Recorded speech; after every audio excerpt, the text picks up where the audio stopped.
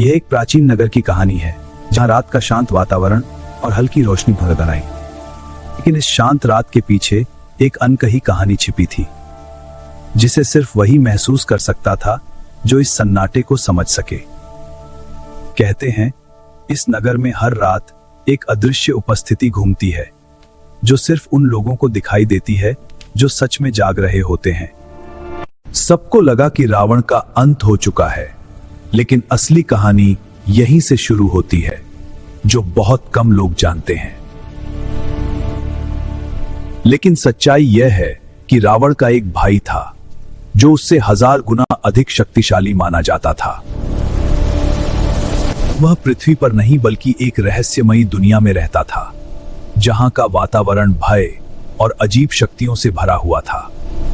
जब उसे अपने भाई रावण की मृत्यु का पता चला तो उसका क्रोध पूरे ब्रह्मांड में फैल गया।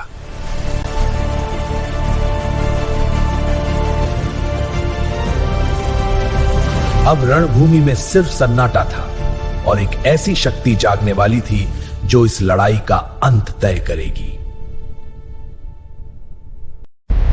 कहा जाता है कि उस शक्तिशाली अस्तित्व का नाम सहस्त्र रावण था, जिसके 1000 सिर और अनंत शक्तियां थीं।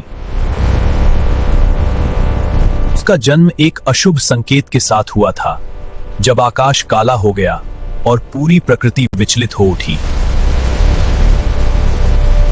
उसकी शक्ति इतनी भयानक थी कि उसे पृथ्वी से दूर एक रहस्यमयी द्वीप पर भेज दिया गया। वह द्वीप किसी दूसरी दुनिया जैसा था, जहां अजीब जीव और खतरनाक शक्तियां हर दिशा में मौजूद थीं। वहीं पर रावण बहुत बाद विद्वान, बिना किसी गुरु के, और उसने खुद को सबसे शक्तिशाली बना लिया। समय के साथ पूरी उस दुनिया राज किया और उसकी शक्ति अब किसी भी देवता से कम नहीं थी। लेकिन उसकी महत्वाकांक्षा यहीं नहीं रुकी। वह ब्रह्मांड की सबसे बड़ी शक्ति हासिल करना चाहता था, जो किसी के पास नहीं थी। उसने कठोर तपस्या शुरू की, हजारों वर्षों तक एक ही स्थान पर खड़े होकर अपनी शक्ति को और भी बढ़ाता गया।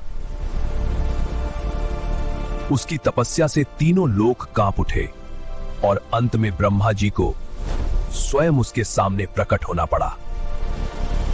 सहस्त्र रावण ने अमृता का वरदान मांगा, लेकिन उसने एक बड़ी गलती कर दी, जिसे वह कभी समझ नहीं पाया। उसने हर प्राणी से अमृता मांगी, लेकिन स्त्री शक्ति को नजरअंदाज कर दिया, और यही उसकी सबसे बड़ी कमजोरी बन गई।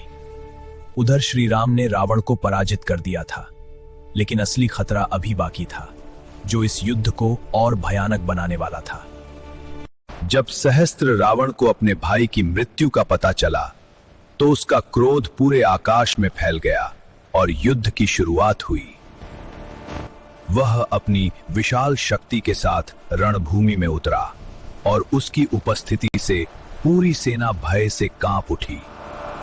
श्री राम ने धनुष उठाया और पूरी शक्ति से वार किया, लेकिन सहस्त्र रावण के सामने वह भी कमजोर पड़ने लगा। उसने हर अस्त्र को रोक दिया, यहां तक कि ब्रह्मास्त्र भी उसके सामने बेअसर साबित हुआ। एक ही वार में उसने श्री राम और लक्ष्मण को बेहोश कर दिया और पूरी सेना रणभूमि में गिर गई। अब रणभूमि में सिर्फ सन्नाटा था, लेकिन इसी क्षण एक ऐसी शक्ति जागने वाली थी जो सब कुछ बदल देगी। जब सीता जी ने यह दृश्य देखा, तो उन्हें एहसास हुआ कि इस दैत्य को कोई पुरुष नहीं बल्कि एक स्त्री ही समाप्त कर सकती है। उसी क्षण उनके भीतर की अद्भुत शक्ति जाग उठी और उनका रूप धीरे धीरे बदलने लगा। कुछ ही पलों में वे महाकाली के भयानक और शक्तिशाली रूप में परिवर्तित हो गईं, जिसे देखकर स्वयं सहस्त्र रावण भी कांप उठा। उसने अपने सभी अस्त्र चलाए, लेकिन मां काली ने उन्हें पत्तों की तरह नष्ट कर दिया और आगे बढ़ती रहीं। ही प्रहार में उन्होंने सहस्त्र रावण के हजारों सिर काट दिए और उसका अंत उसी क्षण हो गया। इस प्रकार यह सिद्ध हुआ कि शक्ति के बिना कोई भी पूर्ण नहीं है और इस युद्ध में विजय का श्रेय मां सीता की शक्ति को जाता है।